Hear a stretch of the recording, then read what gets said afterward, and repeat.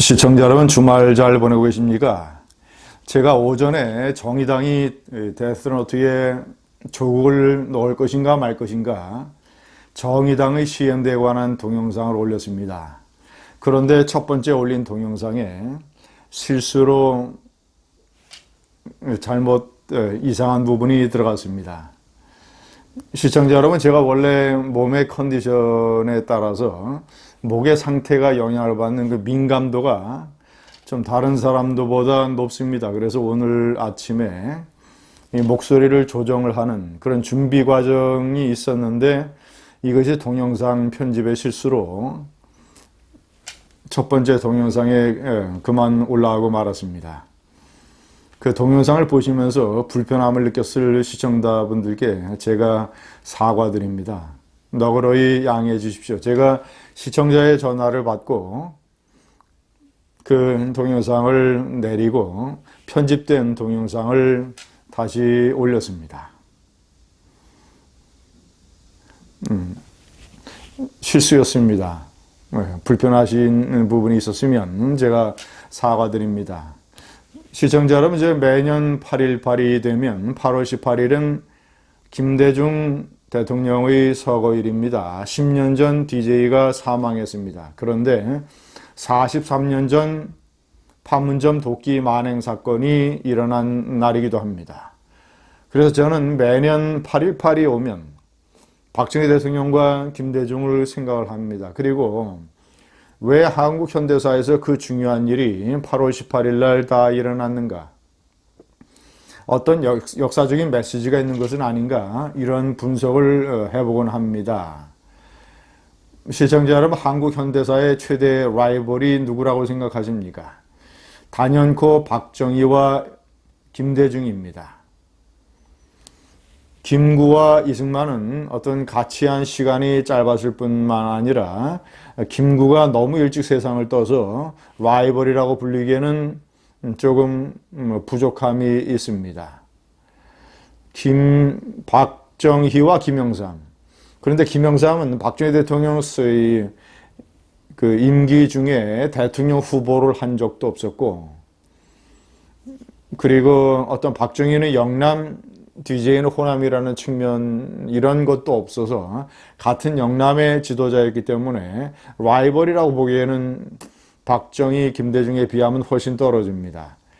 그리고 DJ와 전두환, YS와 전두환, 이 사람들은 라이벌이라기보다는 어떤 적장의 개념에 가까운, 그리고 DJ와 YS는 일단은 같은 민주화 운동이라고 부르는 그 진영에 속해였었기 때문에 라이벌로 보기에는 좀 어렵습니다.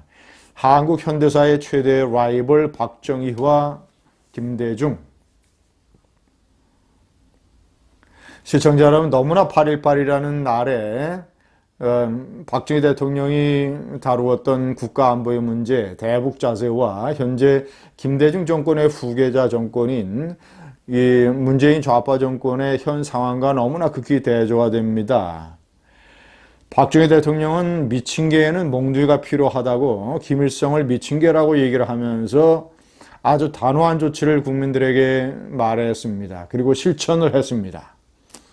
그런데 지금 김대중 정권의 후계자인 이 문재인 좌파 정권은 김정은이로부터, 김일성의 손자 김정은으로부터 겁먹은 개라는 조롱을 받고 있습니다. 그러면서도 꼬리를 내리면서 아무 말도 못하고 있습니다.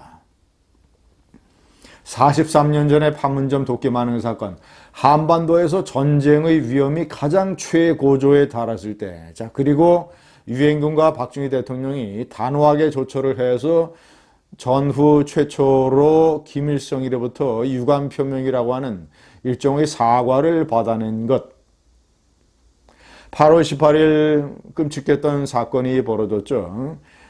판문점 공동경비구역 안에서 미루나무가 있었는데 미루나무의 가지가 무성해서 유엔군 초소가 북한을 바라보는 데에 장애가 발생하기 때문에 이 미루나무를 가지치게 하려고 절단하려고 하는 합법적인 활동을 했는데 북한의 장병들이 수십 명이 달라붙어서 그 중에서 이 북한 병사 하나가 한국의 작업반, 노무자 작업반에 가지고 있는 도끼를 잡아채서 미군의 대위 한 사람, 중위 한 사람을 내려쳤습니다. 그래서 미국의 장교 두 사람이 도끼에 살해되는 끔찍한 만행이 벌어졌던 것이죠.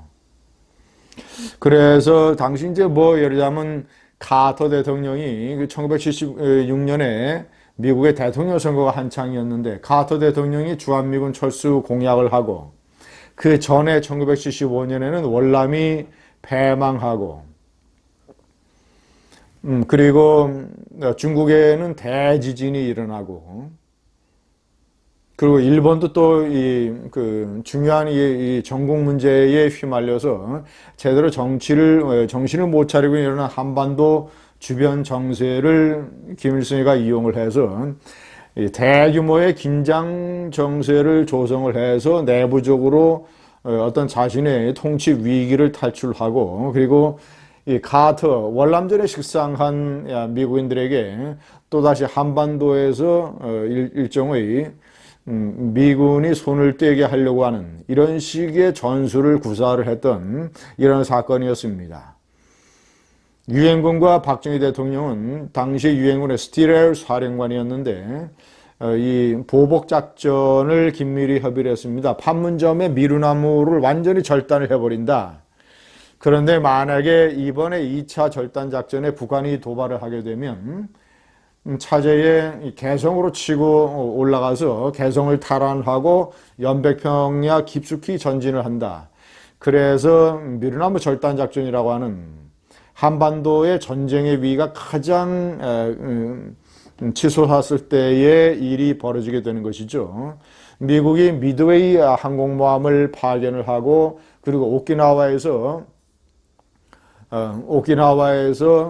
미국의 해병대들을 항공모함에 태워서 한반도 해역에 진군시키고 미국의 본토 아이다호에서 F-111 전폭기 1개 대대가 또 발진을 했습니다. 자, 그리고 이 박정희 대통령은 판문점 사건 이듬해 다음 날에 육군 3사관 학교 졸업식에서 미친 개는 몽둥이가 필요하다라고 한마디로 잘라 말했습니다. 그리고 이번에는 미군 장병들 희생이 있어서는 안 된다고 해서 한국의 특수부대, 공수부대와 이 서부전선을 맡고 있는 보병 1사단 이런 장병들로 하여금 이 작전을 치르게 했죠. 그런데 작전이 진행이 되고 북한 병사 한 200여 명이 판문점 공동경비구역 내에 집결을 하고 막 긴장이 조성됐습니다만은 끝내 북한 측이 도발하지 못하고 작전을 완전히 성공하고 북한 측의 불법 초소까지 완전히 때려부수는 그래서 김일성이가 유엔군 사령관에게 다시는 이런 일이 일어나지 않았으면 좋겠다라고 유감을 표명하는 서한을 보내오게 만들었던 것입니다. 8.18은 한국의 현대사에서 남북 대치사에서 어떤 증오의 기념일이라고 할 수 있습니다. 북한군이 도끼로 미군의 장교 2명을 살해한 증오의 기념일. 그 증오의 기념일에 하늘은 왜 김대중을 소환했는가? 저는 하늘이 명백한 어떤 메시지가 있다고 봅니다. 박정희 대통령의 8.18 도끼 만행 사건 메시지. 이 미친 공산주의 집단에게는 미친 개에게 몽둥이가 필요한 것처럼 단호한 조치만이 이들을 다룰 수 있다라고 하는 전쟁을 결심해야 전쟁을 막을 수 있다라고 하는 어떤 이런 강력한 메시지가 풍기는 8.18이라는 날에 햇볕론이라고 하는 헛소리를 해대는 어떤 이 환상적인 지도자를 하늘로 소환해버린 것 아니겠는가? 시청자 여러분, 오늘 국립현충원에서 열린 이 DJ 추모식에 문재인 대통령과 이낙연 국무총리가 온갖 거의 정말 생각하기도 싫은 각종 칭송과 우상화와 거의 숭배의 언어를 남발했습니다.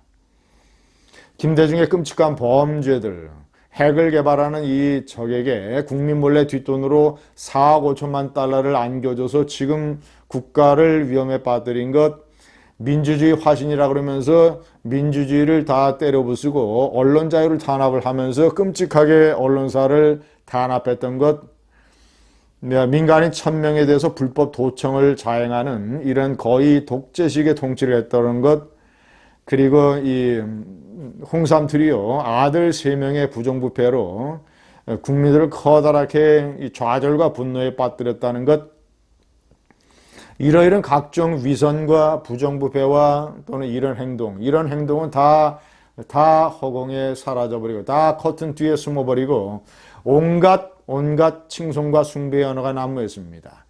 7월 19일에 있었던 이승만 대통령의 추도식에는 정부 대표라고 이 정권이 보낸 사람이 국가보훈처의 2급짜리 공무원이었습니다.